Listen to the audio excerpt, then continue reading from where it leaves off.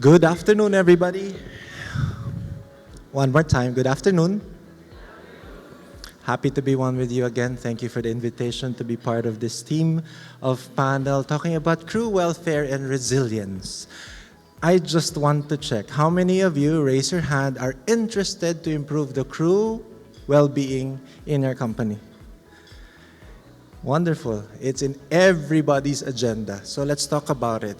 Today, I'm going to talk to you about a suggestion, an idea, a challenge, and some scientific researches that would convince you it's not just the human intrinsic factor or motivation. You have to look into the design. Can everybody say the word design?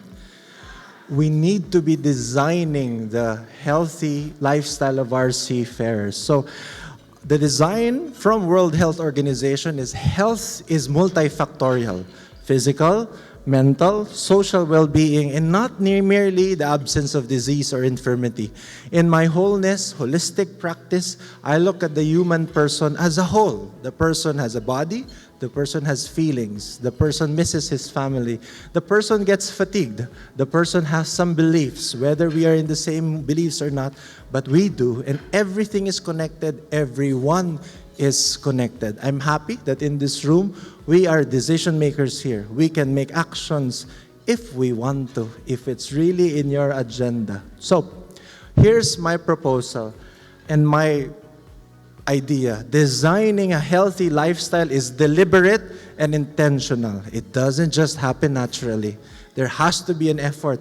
There is cost. There is political will, if you want to say it. And I want to say, while internal motivation helps, it's the lifestyle design. Everybody say design. It's the lifestyle design that sustains success or failure in the long term. Let me give you some examples. So you have to have choice architecture. So I remember I went to the convenience store just planning to buy distilled water or mineral water. And then I got to the back, got the beverage, and I was paying at the counter. And then glaring at me at the counter are M&Ms and this kind of chocolate. And I did not plan to buy it. I did not go to the store to buy it. But guess what? It got the best of me. The colorful packaging, the nostalgia of eating M&Ms and the craving for sugar got me. And I realized I'm already ashore, I'm a doctor, but I still give in. What is the choice architecture of our seafarers on board? What choices do they have? What is presented to them? The decisions we make are affected by the layout and the design that we set. Think about it. So, in IKEA, I remember it's very big here in the Philippines, and I'm sure you know this. In IKEA, when you go there, you will go into that maze, and I call it a trap. Once you go in, it's hard to get out of it without buying something. And what it says is the brain perceives how the object will be used. How is it designed? Its inherent value. You're not just going to see the object, the chair, the bed, or the bedding. You will see how it's going to look like, how it's going to feel. You can even sit on it. You can even touch it. You can even try to use it. And it's telling you it's design. The design of the maze going through it from the entrance to the exit, the design of the food there, the design of the checkout counters. The behavior of a human person is also highly influenced by design. And if you look at the scientific studies, if you see here, when there's a lot of fast food designed in the urban areas, you will see high BMI. And when you see high BMI in that population, you will see high cases of hypertension, diabetes, and chronic illnesses. Various countries, various areas, it's the same design. And got me thinking again, aren't we sometimes, I've been on board the ships, different vessels, and sometimes it feels like fast food there. It has to be fast, and it has to be food. No rice, no power, that they say. But many things that I still see there are fried. There could be options. What is their design? A chief cook or steward, what's the design of their learning? If there are multiple nationalities, is there any way that they can cook healthy food? Are the provisions enough? Is the budget enough per man per day? So, even hypertension amongst Danish seafarers, there are a lot of factors that I just want to highlight. One of the contributing factors for hypertension, it's the noise. People are not sleeping well on board, for some of them. They say 4 to 6 hours of sleep, exposure to noise affects your sleep. And if you don't sleep well, your pressure is not well. And I remember this, I found this article, I read it up, that it's even just changing the mattress. In US Navy, they saw there were 2 destroyers, 2 incidents of collisions. And they would say, sleep deprivation is one of the contributing factors for the incidents on board. And safety is our priority. And they would say that, self-reported by the sailors themselves, uncomfortable mattresses are a leading cause of inadequate sleep on board. Well, firstly, undermanning, that cannot be solved immediately. And while the first and most persistent cause of fatigue for seafarers is undermanning, that's a big issue, we can talk about it. But the second problem of uncomfortable mattresses appears simple to fix. What is the design on board? That makes a lot of difference for crew health and well-being. On the psychological sense, you will have workplaces who are different from one another. And in some studies, psychologically healthy workplaces, people feel that there is psychological safety.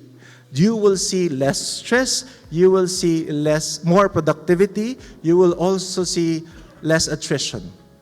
So from the physical to the mental health, it makes sense if we design the workplace. We help people decide better options for themselves. Environment is more powerful than willpower. Let me say that again. Environment is more powerful than willpower. A change in environment can largely make motivation and inspiration a non-issue. A person who's going on board after months of rest is very highly motivated.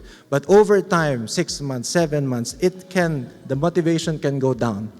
So what is the design? It's the design where the behaviors would follow. So here it is. Healthy lifestyle of seafarers, while should be intrinsically motivated, again, can be greatly influenced by the lifestyle design onshore and on board. The next few slides tells you some best practices. Some we do with our customers. What can we do onshore? What can we do on board? Are you interested? So first, this is what we do. We do a fast and efficient payment. We know that seafarers come in fasted for 10 hours at least, and they come from different places. They are basically coming from, many hours away from the clinic, and so we treat them with care. And we do it fast so that, time of seafarers onshore is very, very important for them. We do health education, meaning in the process of clearing them out for PEME, they need to understand what we're clearing them for. We need to explain the results. The blood tests, the procedure results doesn't explain themselves. Instead of talking to Dr. Google, they talk to us. It's very important that a person's behavior is based on the knowledge of his tests, of his results. And there is access to follow-ups and continuous care, even repeat tests. We take it upon ourselves. Why? Because, again, we want seafarers to have that healthier, more knowledgeable behavior towards healthy lifestyle. Onshore, we can do this. Check in with your payment providers, audit them if you want to. See if they get to really make an impact, not just testing, but teaching the seafarers to have healthier seafarers on board, healthier lifestyle on board. This is one best practice also with one of our big customers. They involve the family. They involve the family in cruise seminars, and they talk about family values, financial literacy, health, and wellness. That's where we come in. And they really invest here. And Filipinos, the healthy behaviors or the health decisions for Filipinos is usually not with the father. Usually it's with the spouse, right? It's usually on the maternal instinct for Filipinos where health decisions are made. Who markets the food? Who cooks the food? Usually on the maternal side. If you get to influence them that they shouldn't be able to, they shouldn't on a daily basis, hourly basis, update their husband seafarers on board for what's happening at home 1,000 miles away. It is very helpful when we empower the rest of the family. I've talked to many seafarers, and seafarers would say, please take care of my family, then you are taking care of me. Try to consider this. And I've seen these practices too. There's continuous training for cooks while ashore because what they only rise to the level of their training. And I've seen companies investing that their cooks, chief cooks, stewards, etc., they get to send them to training, continuous training on shore for different cuisines, for different levels of quality, so that when they get to cook on board, you will have happier seafarers. That's very useful. I've seen some providers here. I've also seen some customers here invest in mental health training for seafarers, so that when things happen on board, they know how to do psychological first aid. They know when to spot it's a crisis or not. And this is one thing also I want to recommend to everybody. I have seen, and I have traveled many places around the world, I sense the fatigue. If I go to a different time zone, different season, different, it's how many degrees outside, but when you go to Sweden now, it's snowing. And for a Filipino traveling all around the world, it can get weary for them after long layovers. So what I'm saying is try to look into also your crew travel. Try to optimize them, appropriate planning, shorter layovers. And the best case is trying to prevent fatigue even before they go on board, because they will assume their roles once they come in. Hopefully, we set them up and design their travel that they are not fatigued when they go on board. We do vessel visits. We have access to health care even on board. We have mental health practitioners here. We have telemedicine practitioners here. We can do these things on board. And I have to end by saying it's the ship design, psychological safety, good provisions. What am I trying to say here? It's all about the design. And here's the ending. Did it work? Well, in one major customer that we have been able to bring down the medical repatriation rates consistently. If you look at the 2020 levels, it became so much lower, 2020 onwards. And we thought it's because it's hard to repatriate at that time, where it's hard to travel. But through the years, 2020, 2021, 22, 23, we see something going on here. We haven't found the baseline things of what's happening, but we're telling you there are ways so we can improve the health and well-being of our seafarers on board. This is a prime example that there are solutions out there, and it doesn't end by taking a chance. It's a change. Ever-evolving industry that we have. Please remember, seafarers' lifestyle doesn't get better by chance. It happens with change. So the challenge is, what's going to be your design? Thank you very much. Thank you.